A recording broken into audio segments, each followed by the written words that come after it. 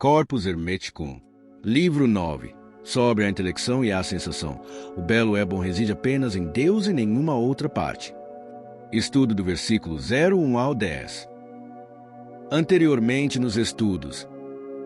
Na última leitura, vimos que o bem é inseparável de Deus e inacessível ao mundo material. Agora, Hermes ensina seu filho sobre a natureza da alma e do corpo, esclarecendo que a alma é imortal e a morte, por sua vez, é apenas uma transformação aparente, não uma destruição real. Nada no mundo, sendo parte de um vivente imortal, o próprio cosmos, se perde de fato. Deus, eterno e não engendrado, cria a partir de si mesmo, e tudo que existe procede dele. O mundo foi moldado como uma esfera ordenada, preenchida com qualidades envolvida por imortalidade, impedindo que sua matéria retorne ao caos. A dissolução dos corpos é um retorno à ordem superior, e não uma aniquilação. Para os corpos celestes, essa ordem é permanente e imutável. Já para os terrestres, há um ciclo de transformação. O ser humano, feito à imagem do mundo, difere dos demais animais por possuir intelecto, recebendo influência tanto do segundo Deus, sensível, quanto do primeiro Deus, inteligível, participando assim do bem. O humano permanece no mundo, enquanto tudo permanece em Deus, causa e sustentação de todas as coisas. Estudo dessa semana. Ontem, Asclépios, fiz conhecer o meu discurso perfeito. Hoje, é necessário que eu dê sequência àquele discurso, expondo a doutrina da sensação. Segundo a opinião comum, sensação e intelecção diferem nisto. Uma é de natureza material e outra de natureza essencial. Segundo minha opinião, ao contrário, as duas perfazem apenas uma e não comportam distinção. Isto é, entre os humanos, pois entre os outros animais a sensação se une à natureza, entre os humanos una-se, por outro lado, a intelecção. O intelecto difere da intelecção da mesma forma que Deus da atividade divina. Com efeito, a atividade divina é produzida por Deus e a intelecção é produzida pelo intelecto, sendo irmã de Logos.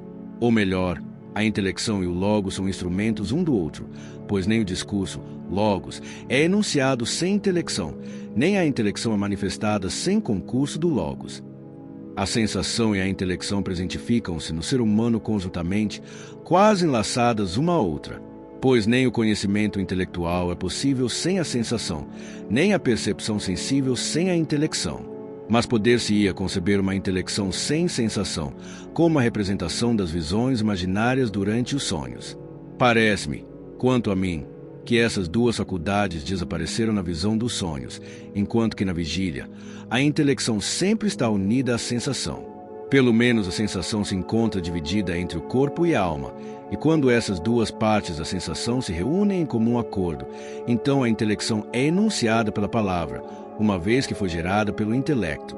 Com efeito, o intelecto gera todos os conceitos, conceitos bons quando recebe semente de Deus, conceitos contrários quando de um dos seres demoníacos, pois não existe um lugar do mundo que não seja habitado por um daimon, o qual, vindo se insinuar no intelecto, semeia a essência de sua energia própria.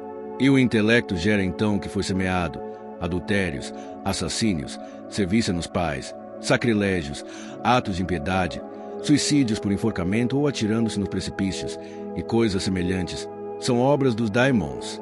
Quanto às sementes de Deus, são pouco numerosas, mas grandes, belas e boas: a virtude, a temperança e a piedade. A piedade é o conhecimento de Deus e aquele que aprendeu a conhecer a Deus, repleto que está de seus bens. Tem intelecção de Deus e elas não são semelhantes à da massa. Por esta razão, aqueles que permanecem no conhecimento não agradam à massa e esta também não agrada. Parecem tomados pela demência e são expostos à chacota pública. São odiados e desprezados e pode-se até matá-los.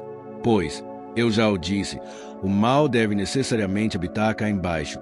Aqui está seu domínio próprio. Seu domínio com efeito é a terra, não o mundo como muitos dirão com um propósito blasfematório. Todavia o humano temente a Deus saberá tudo suportar porque tomou consciência do conhecimento. Para um tal humano as coisas são boas, mesmo aquelas que são más para os outros. Quando lhe preparam emboscadas e armadilhas, relaciona tudo com o conhecimento e é o único de todos os humanos que torna os males em bens. Retomo novamente a teoria da sensação. É própria do humano, portanto, a reunião, em si, íntima da sensação e da intelecção. Mas, como já disse mais acima, nem todo humano possui a intelecção, pois há dois tipos de seres humanos, o material e o essencial. O material, associado ao mal, recebe, como já disse, dos demônios a semente da intelecção. Os outros são associados ao bem essencialmente. Deus os mantém a salvo. Deus, o construtor do universo, quando fez todos os seres, fê-los semelhantes, mas aqueles, após terem sido criados bons, diferiram pela maneira como usaram sua atividade. Pois o movimento do mundo, por sua ficção dá às gerações tal ou qual qualidade, empesteando alguns pela malícia, purificando os outros pelo bem.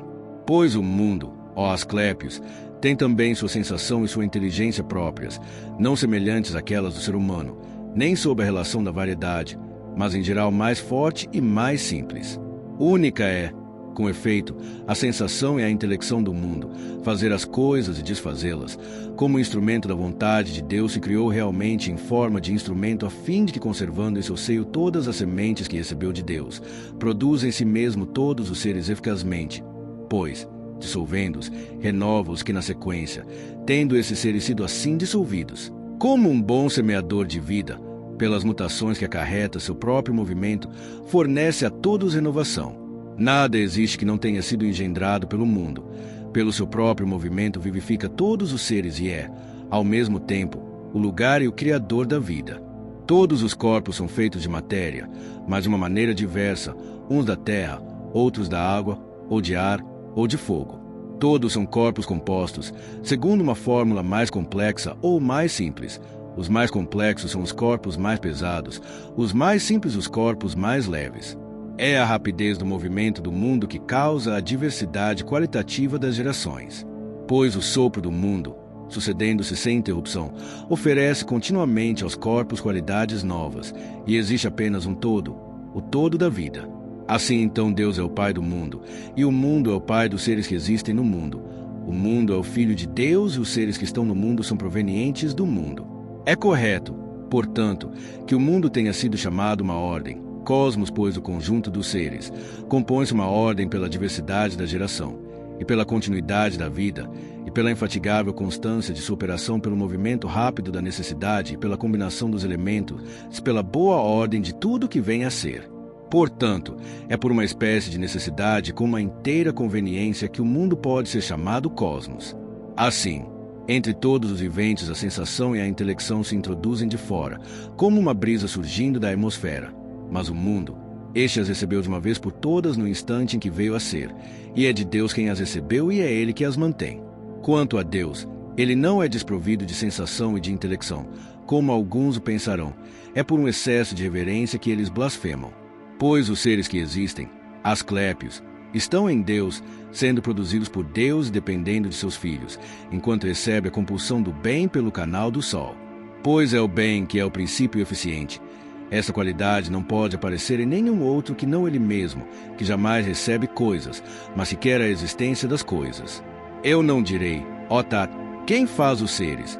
Pois aquele que faz pode ser deficiente durante longos intervalos enquanto faz e não faz. Pode ser deficiente relativamente à qualidade e à quantidade, pois faz tais qualidades e tais quantidades e ao mesmo tempo seus contrários. Mas Deus é o Pai e o bem naquilo em que as coisas existem.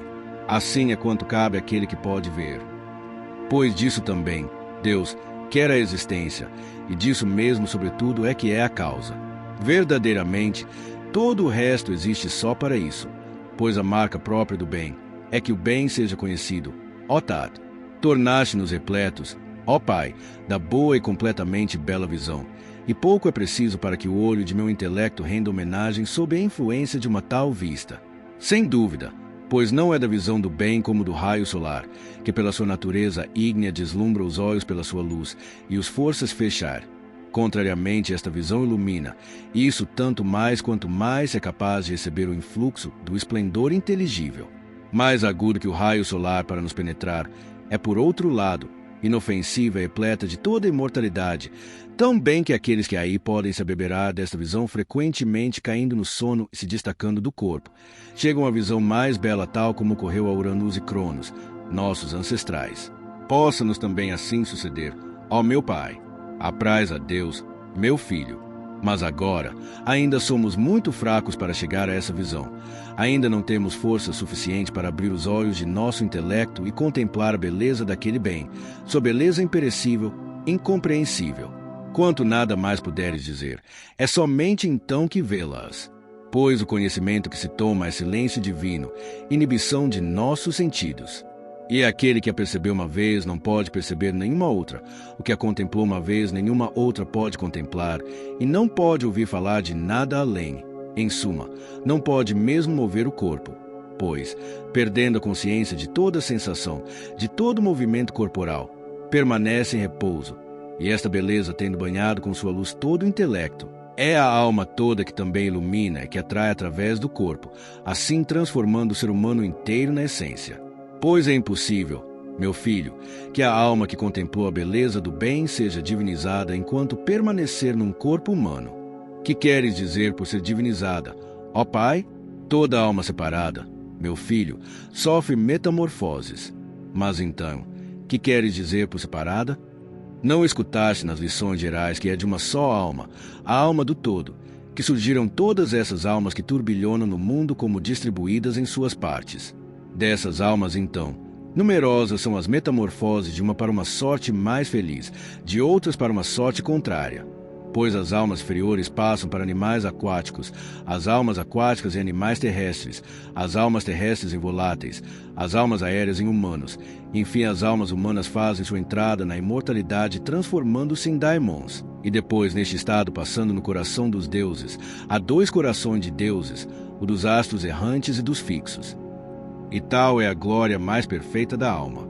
Todavia, a alma que entra num corpo humano permanece no vício, não experimenta a imortalidade, não toma parte no bem, mas elevada para trás percorre inversamente a rota seguida, a que conduz até aos répteis. Tal é a sentença de condenação da alma viciosa.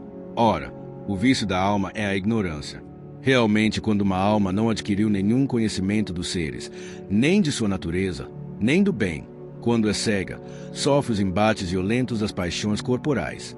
Então é infeliz. Para ignorar-se a si mesma, torna-se escrava de corpo monstruoso e perverso, carrega seu corpo como um fardo, não comanda, sendo comandada. Tal é o vício da alma. Ao contrário, a virtude da alma é o conhecimento, pois aquele que conhece é bom e piedoso, já divino. Que espécie de humano é esse? Ó Pai, é o humano que fala pouco e pouco escuta. Pois aquele que perde seu tempo a disputar e a ouvir as novas golpeia o ar. Filho, de fato, Deus, o Pai e o bem, não se deve ensinar pela palavra nem aprender pela audição. Nestas condições, se todos os seres possuem os órgãos dos sentidos por não poderem viver sem eles, o conhecimento difere muitíssimo da sensação. A sensação só se produz na dependência do objeto que nos impressiona, ao passo que o conhecimento é a perfeição da ciência, que por si só é um dom de Deus. Pois toda ciência é incorpórea, e então o instrumento do qual ela se serve é o próprio intelecto que, a seu turno, se serve do corpo. Ambos os objetos inteligíveis e os materiais entram no corpo, pois tudo deve resultar da oposição e da contrariedade. É impossível ser de outra forma, quer exerçam sua atividade por meio dos corpos, quer se movam por meio de uma substância psíquica, que sejam vivificados por meio de um sopro ou ainda mesmo que nelas recebam tudo que é morto. E isso é razoável. Ou mais ainda, declaro que ele não os contém, mas para dizer a verdade, diria que ele é todos os seres, não os adiciona a si mesmo a partir do exterior, é ele que os dá de si mesmo e os produz para o exterior. Esta, pois, é a sensação e a intelecção de Deus, sempre mover todos os seres e jamais haverá um tempo no qual, seja lá o que for daquilo que existe, será abandonado. Na verdade, quando digo daquilo que existe, quero dizer de Deus, pois Deus contém nele mesmo tudo que existe, e nada está fora dele e ele de nada está fora. Tais coisas, Asclépios, se possuísses a inteligência, te pareceriam verazes, mas se não tens o conhecimento, ser-te-ão incríveis. Pois ter tido fé é ter feito um ato de inteligência, e ter faltado a fé é ter faltado a inteligência. Pois o Logos não consegue progredir até a verdade, mas o intelecto, sendo poderoso, e após ter sido guiado até o ponto da rota pelo Logos, pode progredir até a verdade. Então, tendo abarcado com uma mesma visão todos os seres, descobrindo que tudo está de acordo com o que foi explicado pelo discurso, acredita e encontra seu repouso nesta nobre crença. Para aqueles então que compreenderam, graças ao dom de Deus, essas palavras são então críveis, mas para aqueles que não as compreenderam, permanecem incríveis. Eis quanto basta no que tange à intelecção e à sensação. Toda semana publicamos trechos novos dos principais livros de hermetismo antigo. Siga nosso canal e receba as atualizações.